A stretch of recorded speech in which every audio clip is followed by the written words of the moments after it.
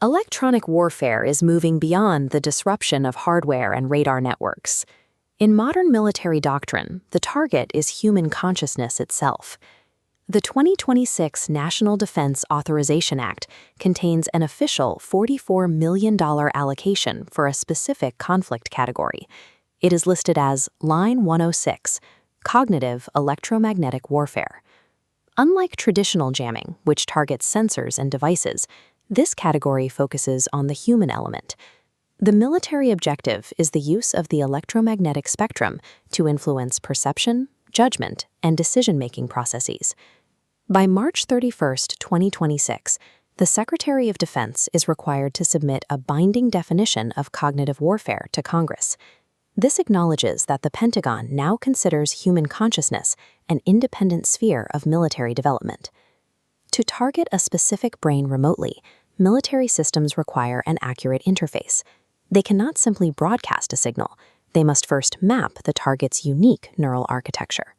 Specialized defense contractors like Sonalists have spent decades bridging this gap. They have taken research from the early 2000s, specifically the DARPA Augmented Cognition Program, and adapted it for modern combat systems. The primary method for this mapping is the synthetic task environment. These are combat simulators where human subjects perform tactical tasks while their real-time neural responses are recorded. This data allows an AI to identify specific neural correlates. It captures exactly how a brain processes stress and manages information overload, building a stable cognitive model. The AI decodes raw tactical decision-making signals into a mathematical framework detailing how that individual's mind functions. Research originally intended to help pilots manage high-stress environments has been repurposed. It now serves as the technical foundation for the weaponization of human cognition. We have already seen the effects of directed energy in the field. Between 2016 and 2017, dozens of officials at the U.S. Embassy in Cuba reported a cluster of symptoms now known as Havana syndrome. These incidents involved severe biological disruptions, including vestibular damage, cognitive impairment, and the remote manipulation of emotional states through directed radiofrequency pulses. However, these early attacks were limited by a human bottleneck. A manual operator had to monitor the target, evaluate the biological feedback, and trigger the weapon for each individual. As long as a human was required to manually manage the firing solution, these strikes remained confined to specific high-profile individuals. The introduction of cognosomatic agents has established a new operational standard.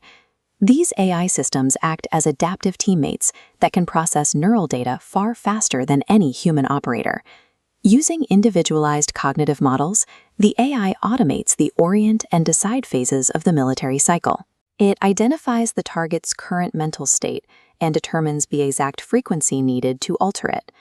The AI then transmits radiofrequency pulses designed to induce specific emotional signature clusters, such as intense fear or passivity, directly into the target's nervous system. This automation allows the technology to scale. A single AI system monitors thousands of targets simultaneously, adjusting output based on live biometric feedback. This continuous extraction creates a hidden economy of metabolic labor. Human energy becomes a commodity, used to refine weaponized AI.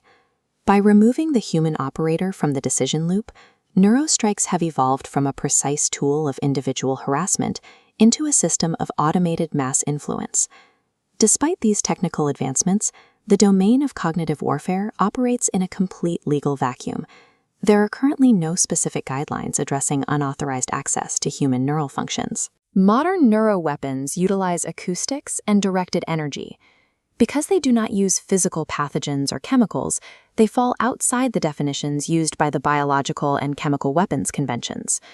There was an attempt to provide legal oversight. In 2001, the Space Preservation Act, or H.R. 2977, was introduced to ban psychotronic weapons and electronic harassment. The bill failed. Because current international treaties do not classify electromagnetic frequencies as biological weapons, the military is funding the integration of AI and neurotechnology within a persistent regulatory gray zone. Military analysts suggest that by the year 2035, the integration of brain monitoring and remote stimulation will move from the laboratory to a mature, widespread battlefield capability. The technical infrastructure for this system is already being funded. This leaves a closing window of less than a decade for lawmakers to establish clear regulatory boundaries. You should contact your representatives and demand emergency hearings. We need a moratorium on the integration of AI with remote neuro-targeting systems before they reach technological maturity. The final battlefield is not for physical territory. It is for the absolute sovereignty of the human mind.